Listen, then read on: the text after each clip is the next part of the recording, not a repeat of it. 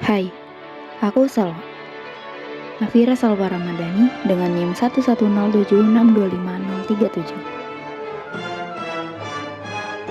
Aku adalah mahasiswa baru Program Studi Pendidikan Guru Sekolah Dasar Fakultas Ilmu Pendidikan Universitas Negeri Jakarta tahun 2025. Video ini dibuat dengan tujuan untuk memenuhi tugas ujian akhir semester mata kuliah landasan pendidikan. Di sini perjalanan saya dimulai.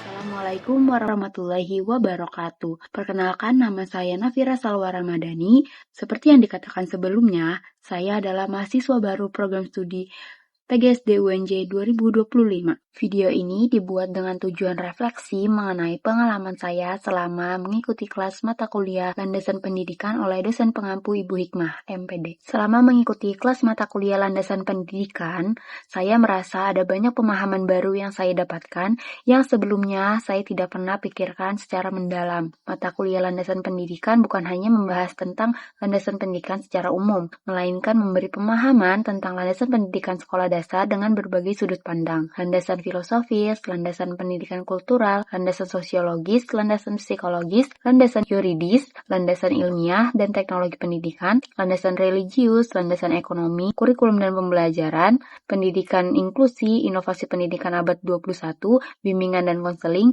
pendidikan karakter, pendidikan multikultural, praktik pendidikan di Indonesia, hingga membahas tentang pendidikan di era digital. Pada awalnya, mempelajari materi-materi yang ada dalam mata kuliah landasan pendidikan membuat saya bingung dengan istilah-istilah dan perbedaan pemikiran dari para tokohnya. Namun, seiring berjalannya waktu, saya mulai paham bahwa landasan pendidikan membantu saya dalam menentukan arah dan tujuan saya sebagai calon pendidik di masa depan. Dari sini, saya belajar bahwa sebagai seorang pendidik, kita bukan hanya memiliki kemampuan melakukan kegiatan belajar dan mengajar di dalam kelas saja, melainkan juga memiliki dasar pemikiran yang jelas mengenai apa itu manusia, apa itu pendidikan dan tujuan apa yang ingin dilakukan, dan manusia seperti apa yang ingin dibentuk oleh pendidikan tersebut. Mata kuliah landasan pendidikan memberikan bekal ilmu yang penting sebagai fondasi awal sebelum saya melanjutkan langkah-langkah lain dalam mencapai tujuan sebagai seorang guru.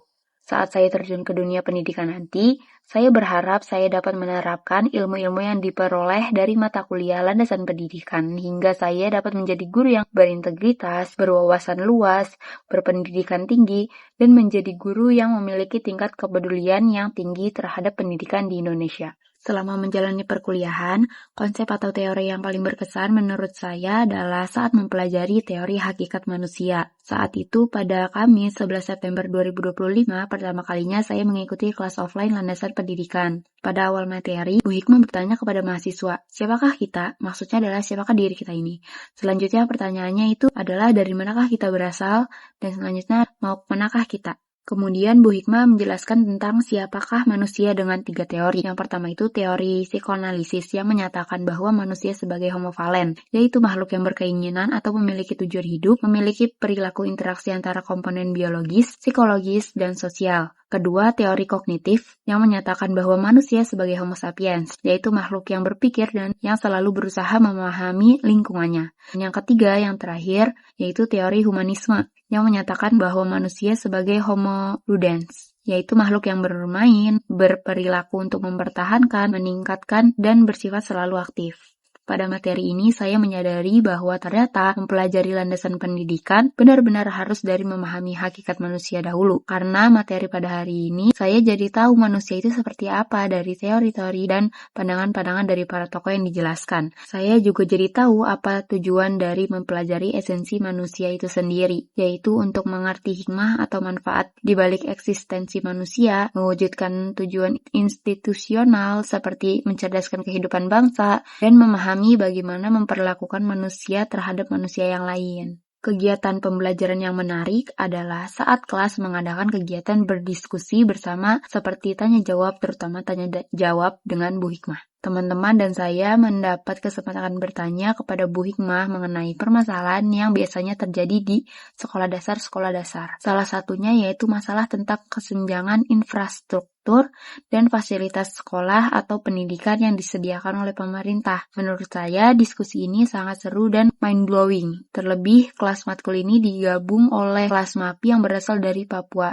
Berkat diskusi ini, saya jadi tahu secara jelas dan nyata bahwa pemerataan infrastruktur dan fasilitas pendidikan di Indonesia masih terlihat kesenjangannya. Melihat semangat teman-teman MAPI ingin membangun kualitas pendidikan di Papua menjadi lebih baik, membuat saya termotivasi ingin memiliki semangat mengubah pendidikan di Indonesia seperti mereka. Pandangan saya tentang pendidikan juga semakin terbuka setelah mempelajari tentang berbagai landasan yang ada di dalam dunia pendidikan. Seperti landasan psikologis yang ternyata kita tuh perlu tahu latar belakang psikologis setiap anak agar kita dapat menentukan metode belajar seperti apa yang cocok untuk anak tersebut, dan masih banyak contoh lainnya. Pendidikan yang ideal bukan hanya soal nilai tinggi dan lulus ujian saja, melainkan juga membentuk anak-anak seutuhnya yang siap menghadapi dunia luar. Pendidikan yang ingin saya wujudkan adalah pendidikan yang berbasis karakter dan kompetensi untuk membangun karakter dan jiwa kompetensi yang kuat pada anak-anak. Karakter yang kuat yang memiliki integritas, kritis, kreatif, menanamkan nilai-nilai Pancasila dan budaya luhur bangsa. Yang kedua, pembelajaran yang menyenangkan dan relevan. Pembelajaran yang bukan hanya hafalan, melainkan proses belajar yang interaktif, eksperimental, dan berbasis proyek. Selanjutnya, guru sebagai fasilitator, yaitu bukan sekadar penceramah saja di depan kelas, namun anak-anak harus didukung untuk berinovasi dan meningkatkan kualitas diri. Menurut saya, tantangan yang perlu diatasi adalah kesenjangan akses. Kesenjangan akses di sini saya bagi menjadi 3. Yang pertama itu kesenjangan infrastruktur dan fasilitas. Yang kedua, kesenjangan kualitas guru. Yang ketiga, kesenjangan ekonomi dan sosial. Dan yang pertama, kesenjangan infrastruktur dan fasilitas. Kalau di kota-kota besar, sekolah hampir semuanya sudah canggih. Namun daerah terdepan, terluar, dan tertinggal atau daerah 3T itu masih banyak sekolah-sekolah yang bangunannya sudah rusak, kekurangan air bersih, listrik, bahkan toilet yang layak, akses internet, dan digital yang bertimpang. Yang kedua, ada kesenjangan kualitas guru. Guru-guru terbaik cenderung menumpuk di kota saja. Di daerah 3T sering kekurangan guru, terutama guru-guru mata pelajaran spesialis. Yang ketiga ada kesenjangan ekonomi dan sosial. Di kesenjangan ekonomi dan sosial ini, saya bagi menjadi 2. Yang pertama itu ada biaya pendidikan. Meskipun ada program sekolah gratis atau beasiswa, biaya tidak langsung seperti transportasi, seragam, dan buku tetap membebani keluarga miskin. Ini bisa jadi alasan anak-anak putus sekolah. Yang kedua itu ada dukungan orang tua. Di tingkat pendidikan dan kesadaran orang tua tentang pentingnya pendidikan juga berbeda, yang berpengaruh pada dukungan belajar anak di rumah. Pemerintah juga diharapkan dapat meningkatkan kesejahteraan dan kompetensi guru secara merata, dan memastikan setiap anak Indonesia mendapatkan kesempatan belajar yang adil dan berkualitas. Nilai atau prinsip yang ingin saya pegang adalah inklusif. Sebagai seorang guru nantinya, guru yang inklusif berkomitmen untuk menolak keseragaman dengan menerapkan perbedaan agar semua anak merasa tetap diterima tanpa terkecuali dengan latar belakang yang berbeda dan mendapatkan akses belajar yang sama. Sebagai calon seorang guru di masa depan, saya harus menguasai kemampuan refleksi yang tajam, yaitu rutin mengevaluasi diri setelah mengajar dengan mencari tahu apa yang berhasil dan apa yang harus diperbaiki sehingga saya bisa terus bertumbuh dan kualitas mengajar saya semakin baik dari hari ke hari. Dalam konteks sekolah dan masyarakat, pendidikan yang ingin saya pilih adalah sebagai guru yang inovator yang terus mencari dan menerapkan metode pembelajaran yang peka akan perubahan.